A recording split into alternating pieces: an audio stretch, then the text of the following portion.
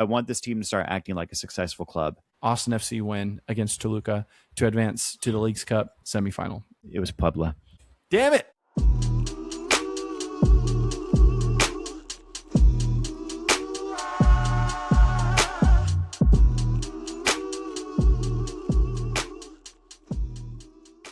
What's good, y'all? Welcome back to the Verdependent podcast, where we depend on the Verde and Black for our everyday vibes. This week, we recap the results against Dallas and Seattle, and Club America, I guess, technically.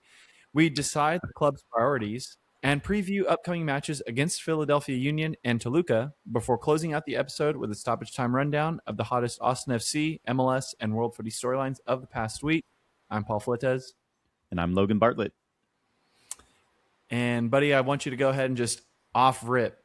I like this preheated take, so why don't you go ahead and share it with us, brother? Brandon Vasquez will grace the score sheet this Saturday against Philadelphia Union. His boy Facundo did it this weekend, or this midweek matchup. He's going to do it this weekend. That's my take. I think we'll talk more about that in the first half. So, yeah, 100%, dude. I like it. I think BV9 needs to get it in these upcoming games. So, yep. I love it. For me, I'm getting a little bit historical with it here, invoking Austin FC history. But I've got the club will win in a stadium that it has not yet claimed all 3 points in its 6-year history between September 13th and 19th. Can you ask me what's so important about the 13th through the 19th? Paul, what's so important about September 13th through September 19th of the year 2026? Yeah, those 2 dates are when Austin is set to play on the road against both Vancouver Whitecaps and FC Dallas, both of which we have never won against on the road. Yep. I knew one of them was Dallas. I didn't remember the other. But until this season, though. Yes, sir. It's going to happen. So you're saying we're going to have claimed 6 points of an available 6 points in those matches, right? Right.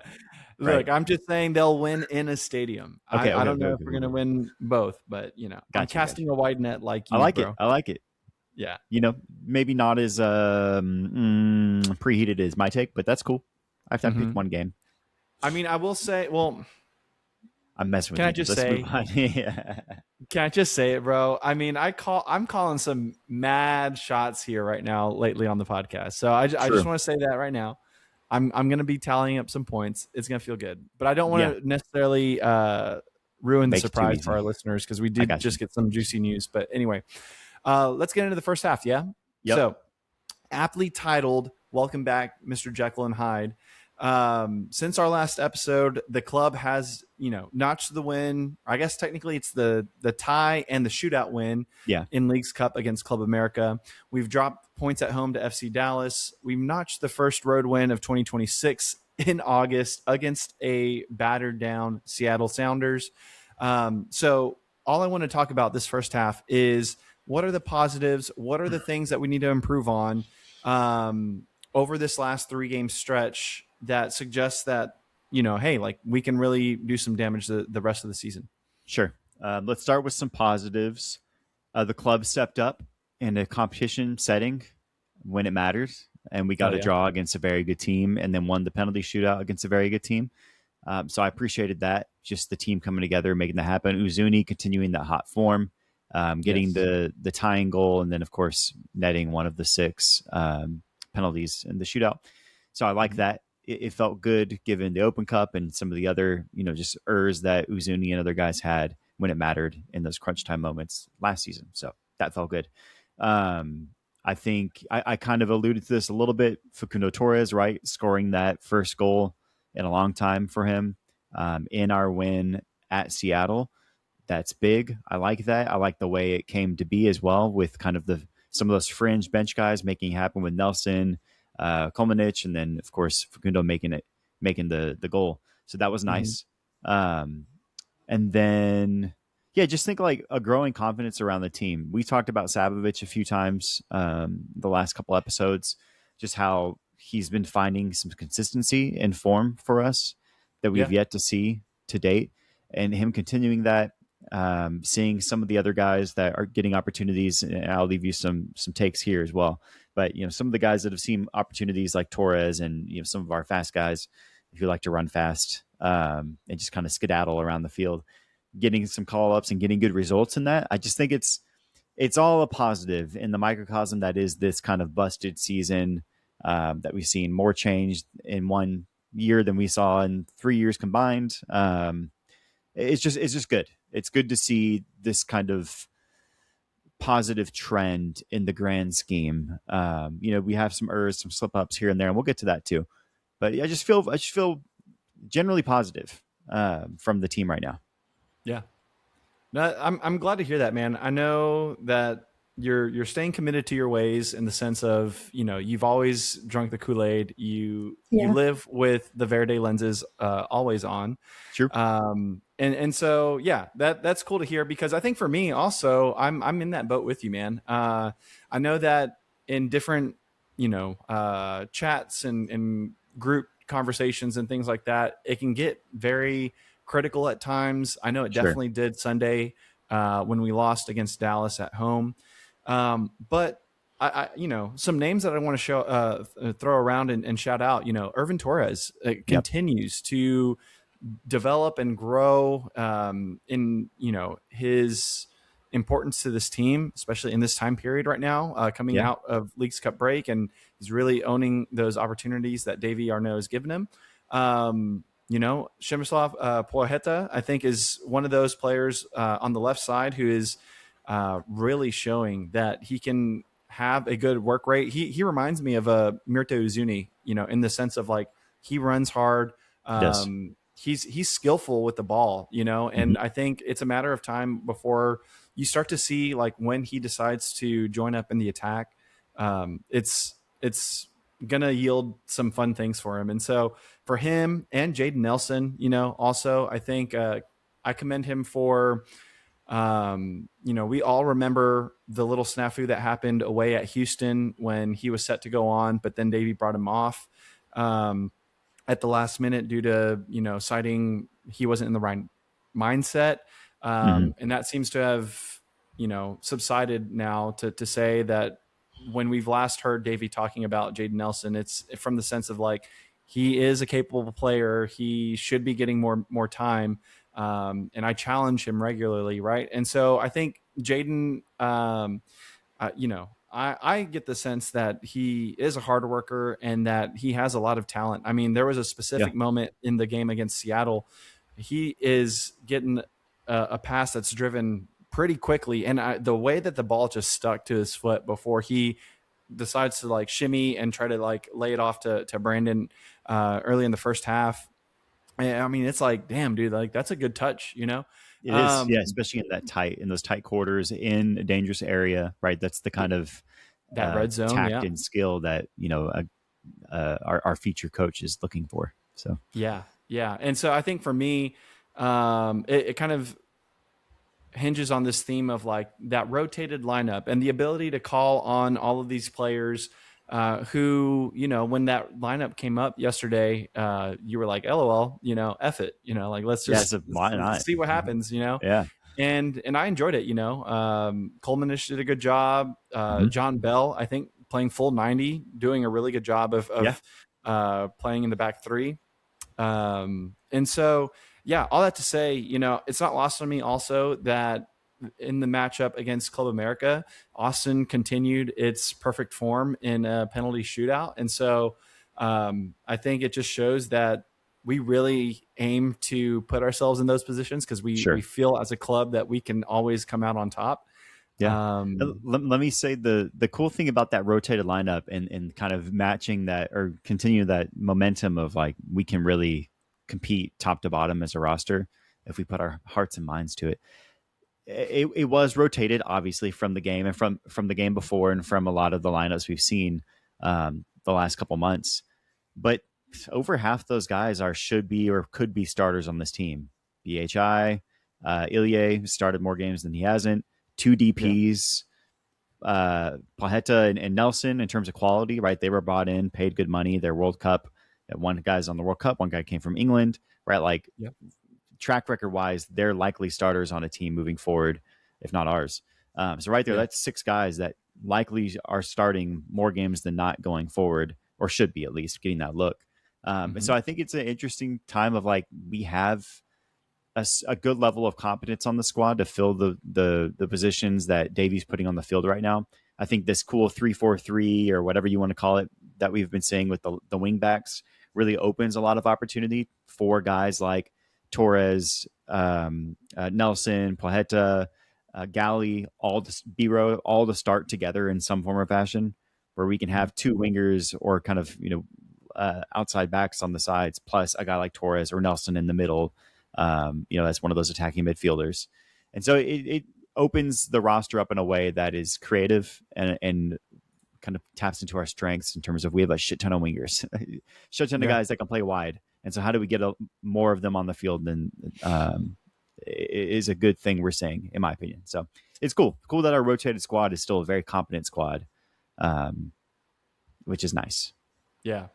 Yeah. I mean, it was only a blink of an eye and 5 years ago, right, that a rotated lineup could never, ever attempt to do something like this on the road. And so it's nice to see in the larger scope of things that we do have that depth. And so that's cool.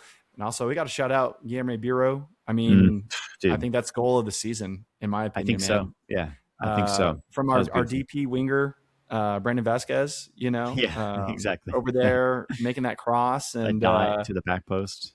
It was just so beautiful, so athletic, and to hit that on frame and on target, it was just it was everything.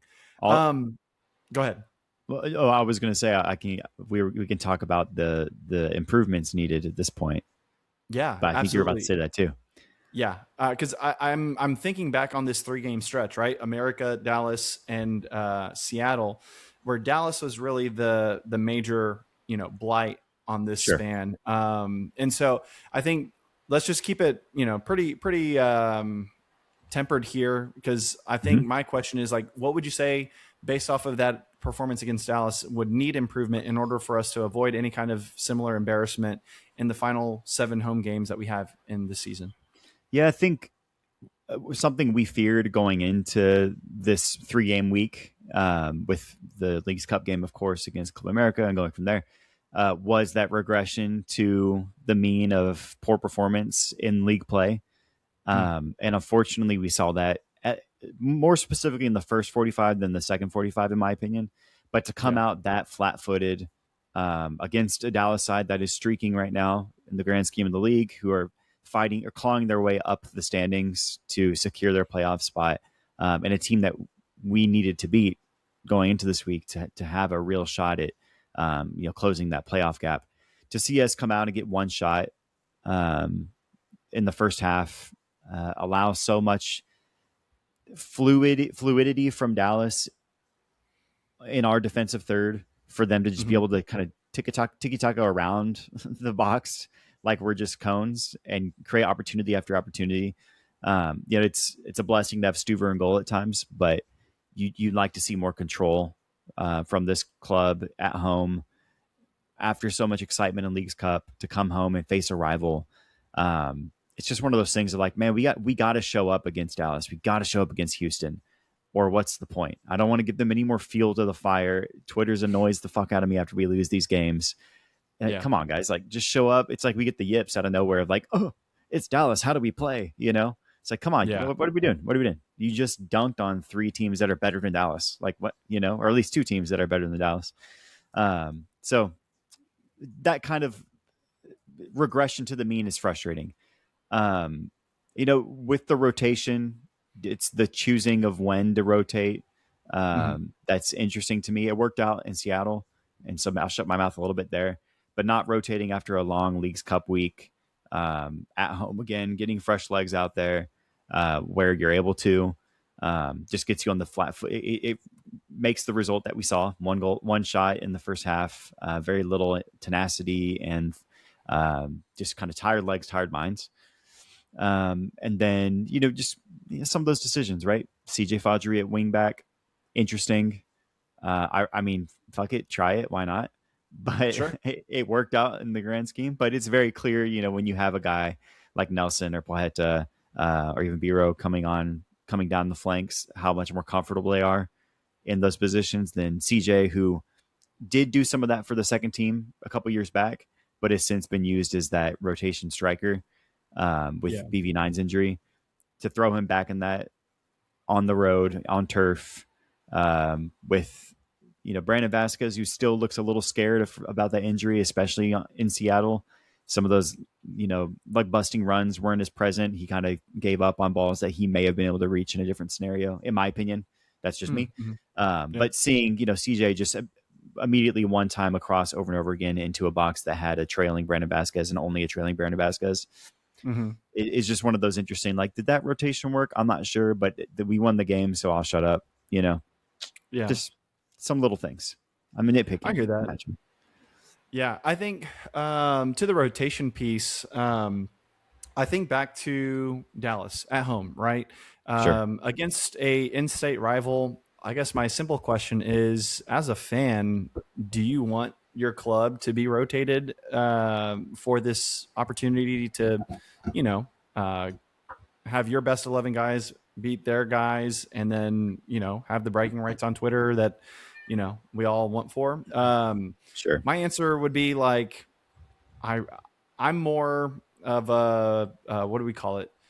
I can see a little bit further along into the scope of things. And so I don't mind the rotation. I understand, considering the success that we had in Leagues Cup, it affords us that ability to kind of say, hey, look, we're not saying this is a mulligan or anything like that, but imagine if we played the exact same way that we played Wednesday night, but on Sunday against an in-state rival, that would mean a whole lot, because you listen to the post-game conference against Seattle where Davey Arnaud and Facundo Torres fielded questions from the media.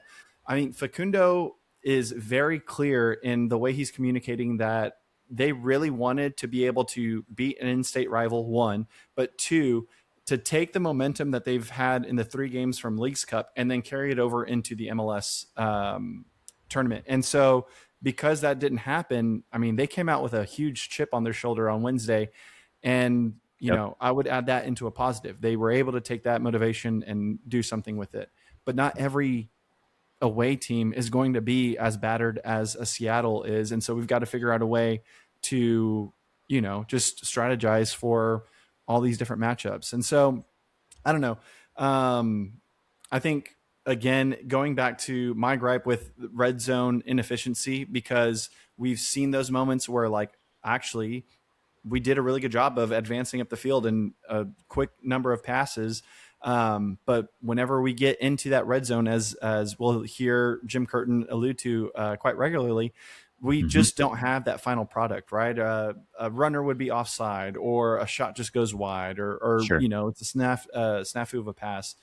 So I really hope that we start to build volume in these entries into the final third, because it is a numbers game, in my opinion, where the more comfortable you are getting into zone 14 or that red zone, whatever you want to call it, sure, the more comfortable you are being able to get yourself in a good position to do something with it. Yeah. So, yeah, I'll agree with that and turn it to a little bit of a positive too. It's like we need more performances like Seattle away, because even though there were frustrating moments like the Jaden Nelson long pass to Vasquez that should have been a goal, Vasquez offside a couple times, and name whatever.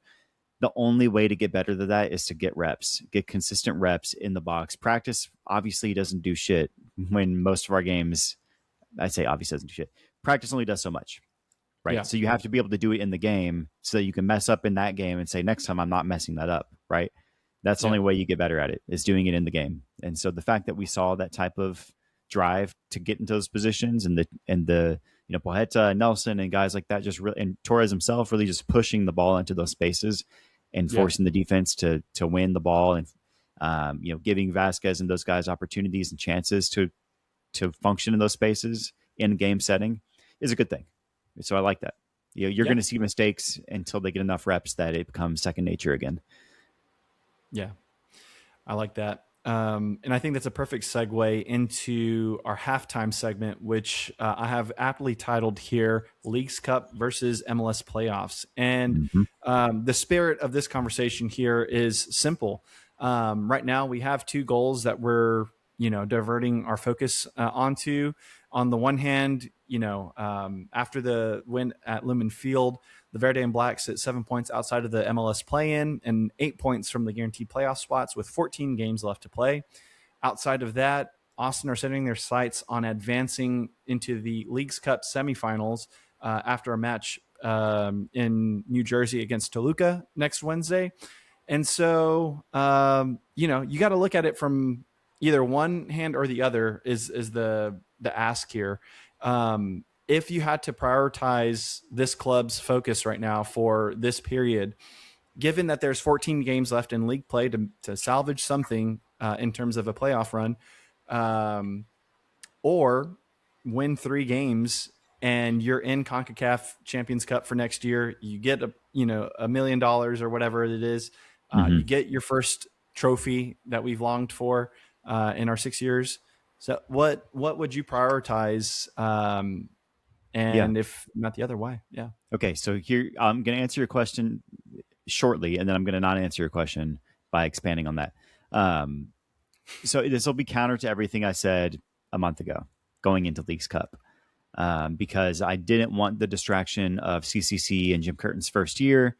I thought it'd be better served if we're focused on, say, MLS and Open Cup, and giving ourselves that kind of a bit less of a burdening schedule for Jim Curtin's first year, right? Just make it easy, let him make choices, have a healthy squad, whatever. I'm going to counter that by saying Leagues Cup. I think I would be happy if we prioritize Leagues Cup and prioritize the CCC berth, which could be as easy as one win, depending on who else makes up the Final Four, based on the teams that are either already earned their CCC berth or are likely to earn it from other means as well. So with that, I think Leagues Cup is where I want to focus.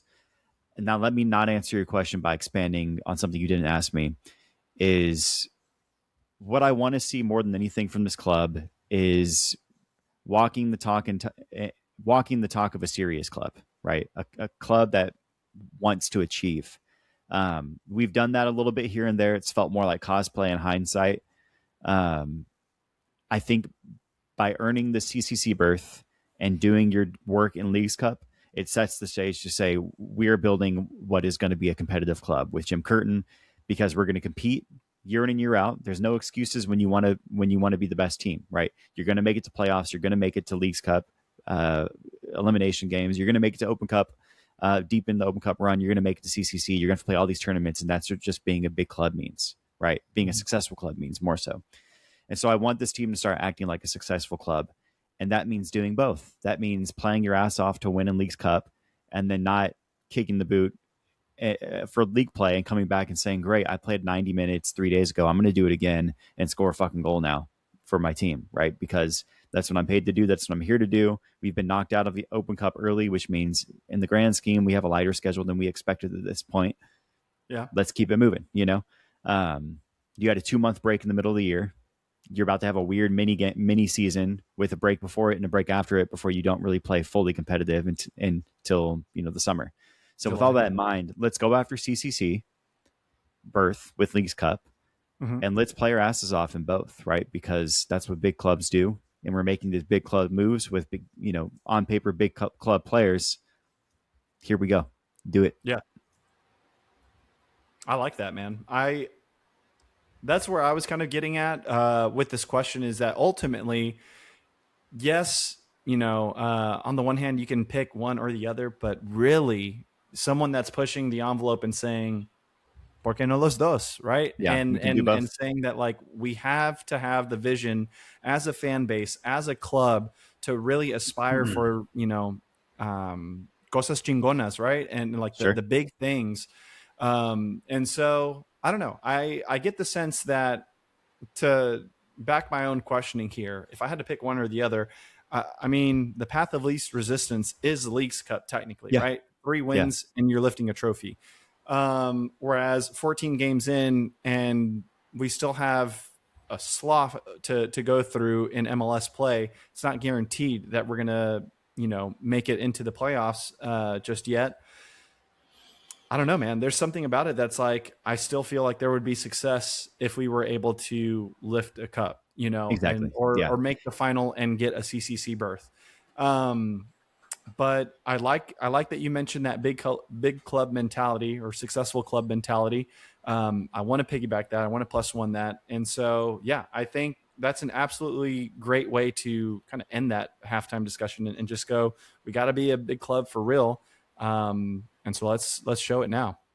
Yep. So hang tight with us because we are going to continue on this theme of two fronts as we return to preview the matchup against Philadelphia and Toluca. Hang tight.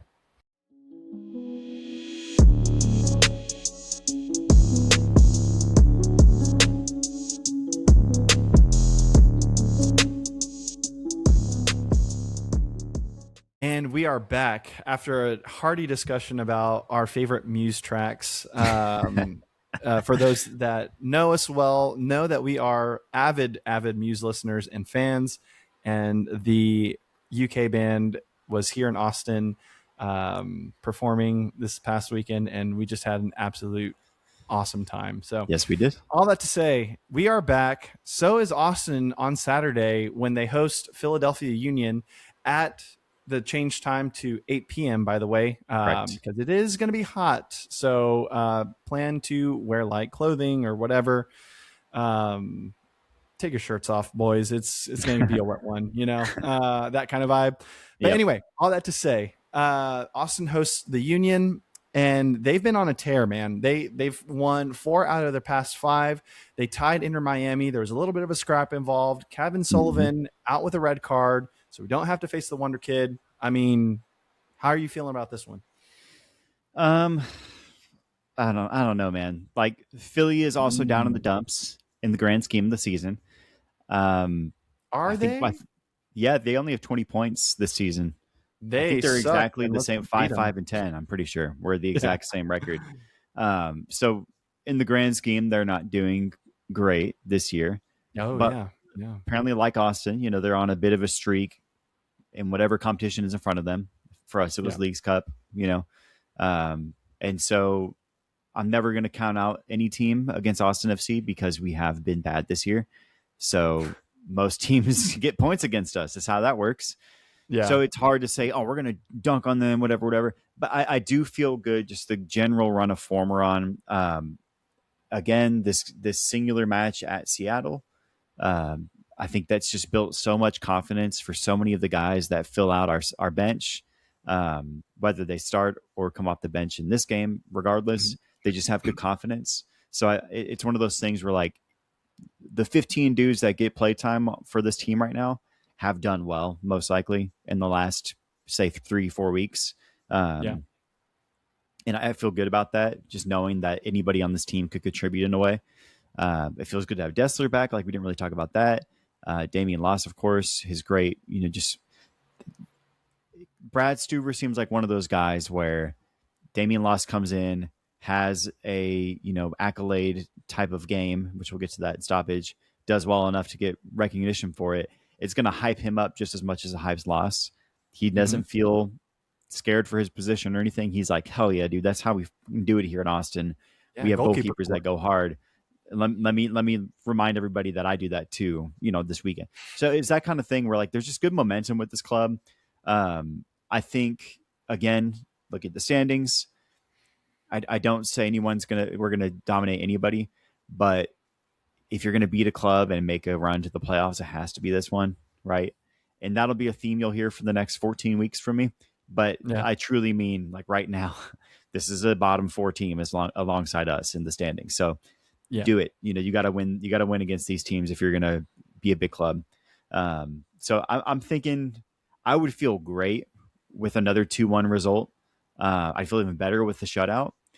But I think 2-1 is a good, realistic result here. If we've seen anything throughout this stretch of games, is that tired legs do catch up with us eventually, whether it be guys off the bench, whether it be guys who've played the whole game. We're not without our errors. We just happen to have great goalkeepers and some luck. So I think 2-1 is a fair prediction on my end, and I'd be very happy with a win. Nice. I like that. I am envisioning, hear me out, listener, is obviously we know that Jim Curtin is on the way. Sure. Well, Philadelphia Union for those that don't know, was his former team. How cool would it be if he has not yet had any contact with anyone at the club so far, as Davey had claimed, earlier at the beginning of the return from World Cup? Sure.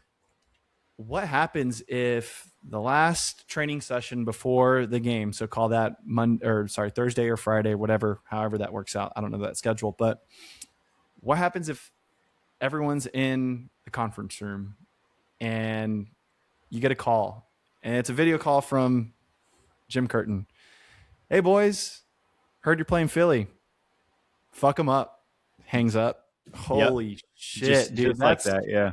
Oh my God, dude. Like that's the stuff that keeps me going during the week. It's like, that's all we need to hear. If the boys want to prove that they can beat Jim's old club, go at it, man. And so I think from that perspective, I know I'm mad in the Kool-Aid here, zero Always. analysis, but I think I've got us winning here, man. I've got us, whether that's a 2-0 or a 1-0, it's scrappy. And I think you're absolutely right. I think Brad Stuver comes back and just absolutely shows why he's the number one behind the sticks, or between the sticks. And so I think it's going to be a fun one to watch. I should also include, it is, I believe it's the Pride game as well. I think you're right. Yeah. So it'll be a great opportunity to come out, support the community.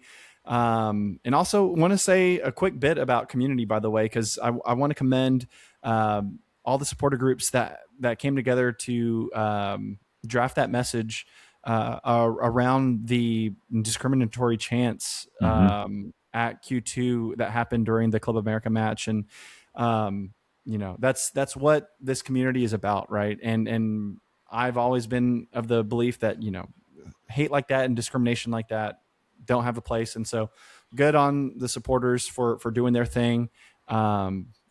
And I think there just has to be consequences, right? Like, yet we heard the warning, we saw the warning, but nothing really came about it. And so that's just one of those things, man. But I think moving on to our next opponent, which is next Wednesday, actually, against a Liga MX side in New Jersey, of all places. Right. This is going to be a big one because you have the likes of Alexis Vega, Jesus Gallardo, Federico Pereira, right? These are big names in Liga MX who have been consistently at the top, if not, just always winning in the same way that a Club America or a Tigres, have been. And so I know that fans will be traveling to go see this game. I don't know if I haven't decided if I'm still going to randomly punch a ticket and go myself, but Why not? it's one of those things, man. But I know fans are going to be traveling. And so, Lobar, I am tasking you with the impossible task of hyping up an Austin FC fan that is set to go to New Jersey as they face Toluca in New Jersey in the Leagues Cup quarterfinal. What do they need to hear to feel good and know that Austin can advance? Yeah, to the fans traveling specifically, you've heard it time and time again, regardless of who our head coach is, regardless of who our players are. Us as fans do so much to push this team forward to success. When we're doing well, the team attributes it to the fans. When we're doing bad, they apologize to the fans, saying we need to do this for you because you bring the energy every night. And so the fact that folks are traveling out there, I hope the team honors that with a great performance. And from the team's perspective, these are the games that Mirto Ozuni was brought here for. These are the games that Elie Sanchez was brought here for. These are the games that Facundo Torres and Brandon Vasquez were brought here for. These are the games that Brad Stuver sticks around for, right? And that have heightened his legend across the league. If we're going to win a game that means something, it needs to be this one. Because again, we win this game, our chances of getting into CCC are almost guaranteed, depending on how everything else falls. So just know that as fans, you push this team, we push this team week in and week out to succeed. Your voice propels them forward when they have tired legs, when their mind is wandering, hearing the chants, hearing the trumpets, hearing the drums. Just keep that intensity, keep that presence known, and strike fear into the Toluca players however you can. because Austin needs you. So travel safe.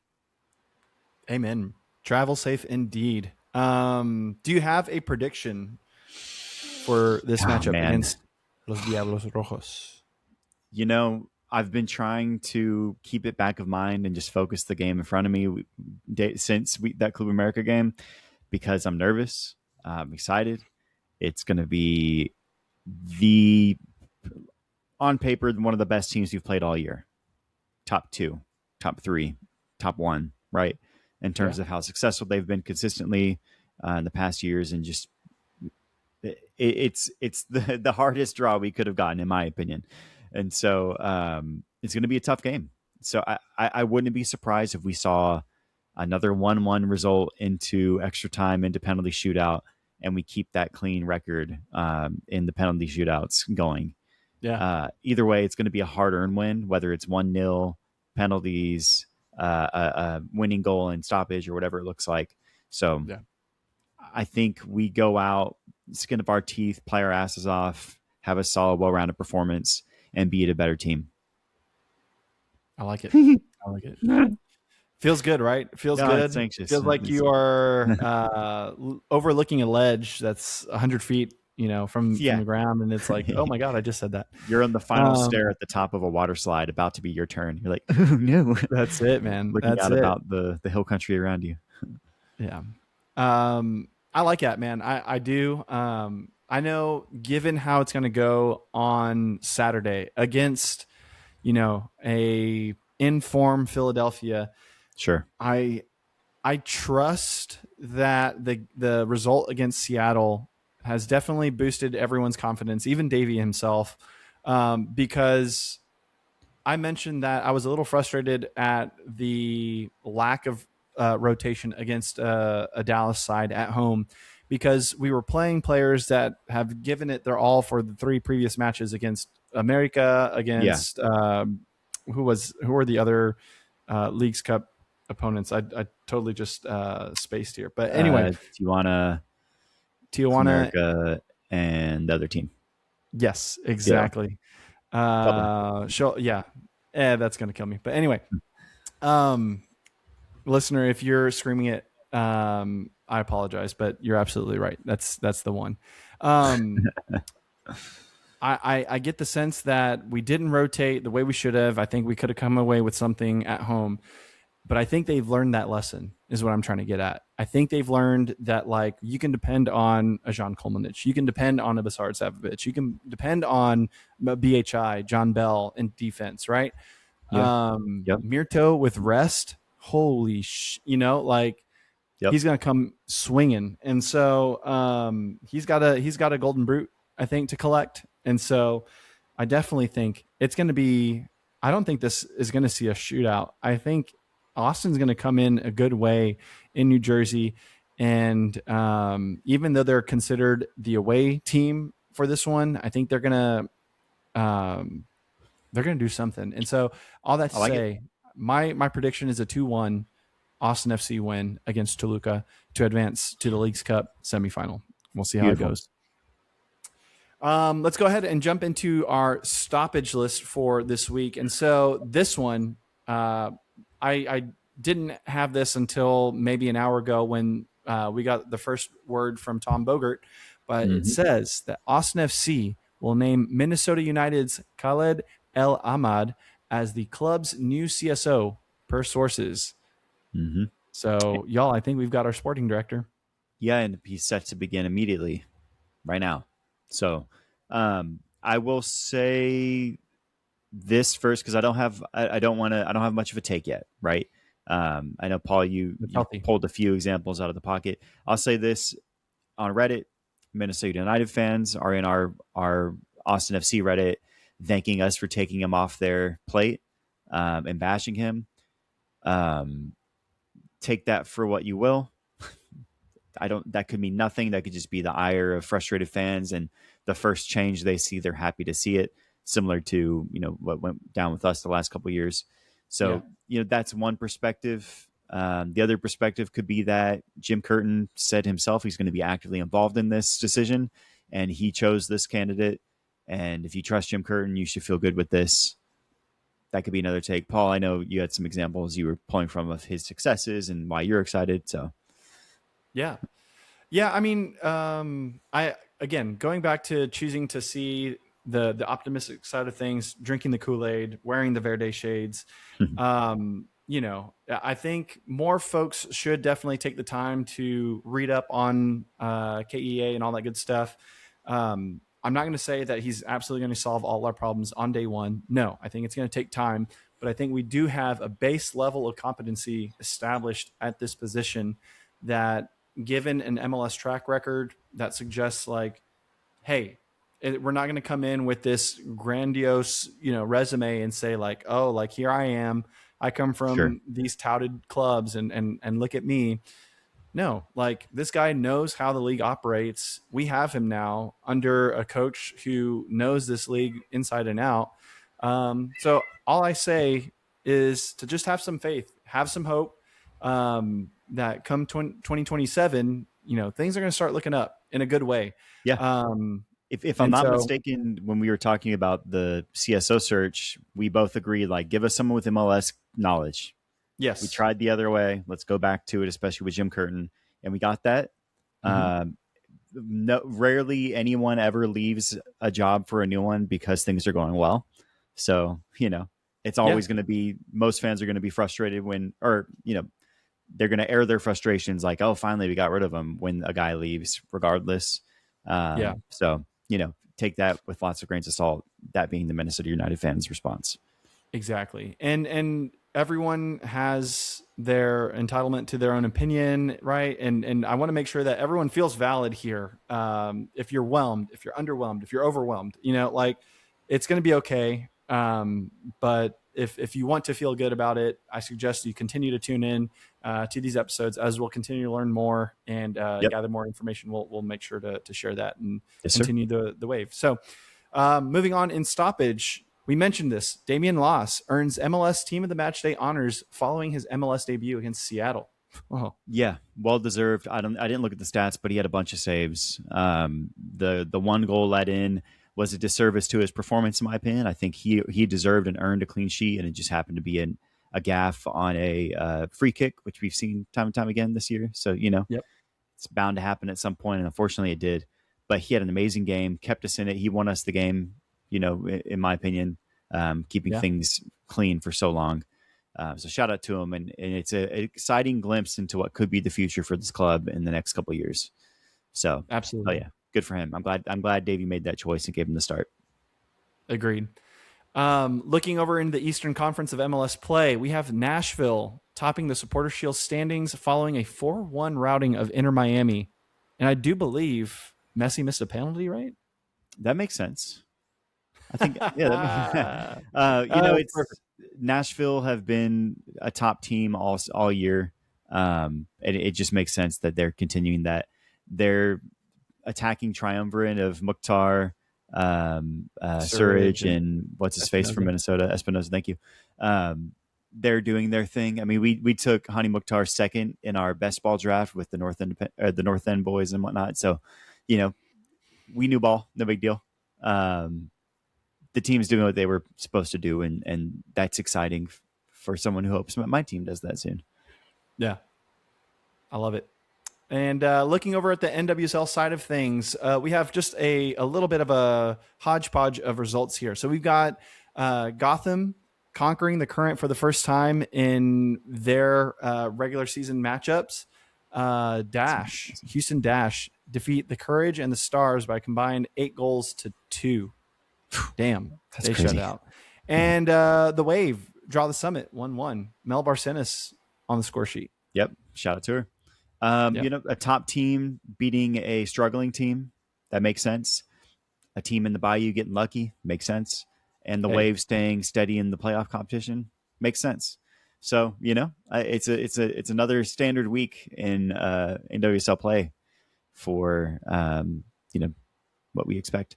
It is interesting to see Casey Current fall so far, though, from being a top of the table to now almost outside of the playoff race. Yeah, that happens when you have international breaks that don't line up, or when your league doesn't pause for certain international breaks and whatnot, and your best exactly. player is gone for a month.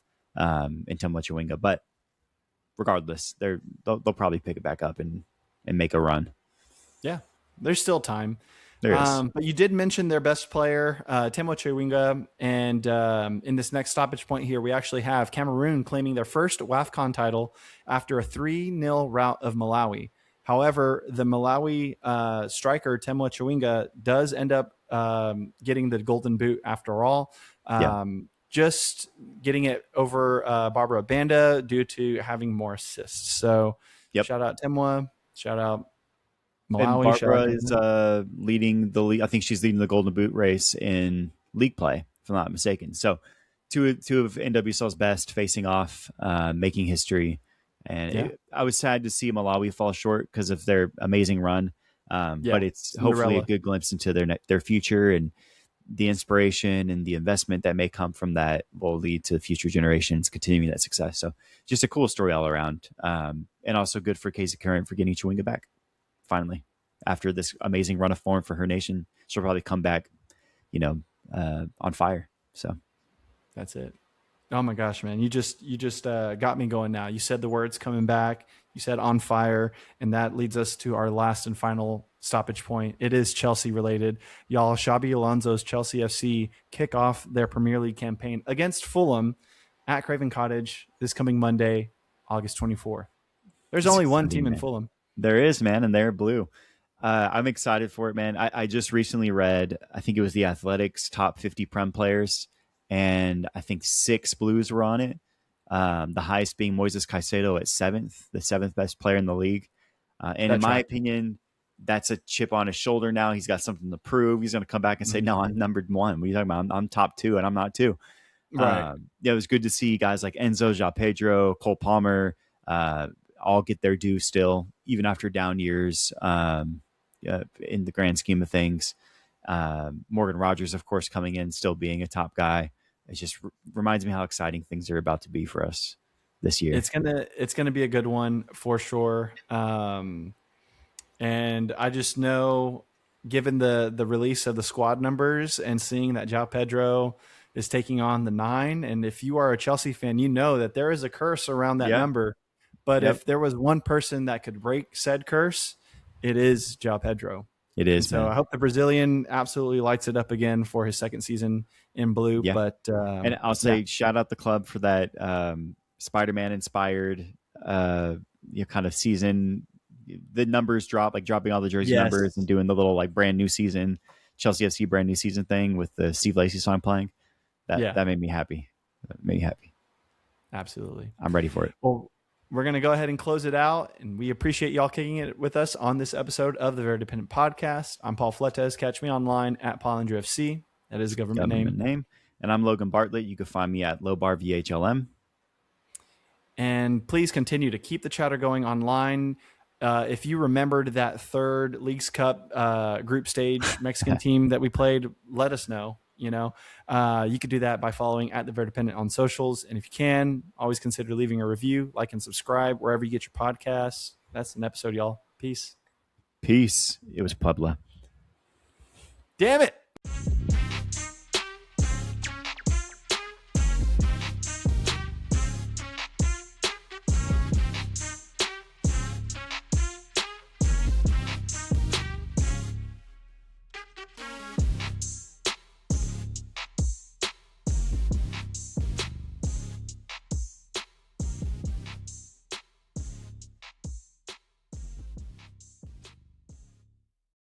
Oh, why are you screaming at me? Oh, my God.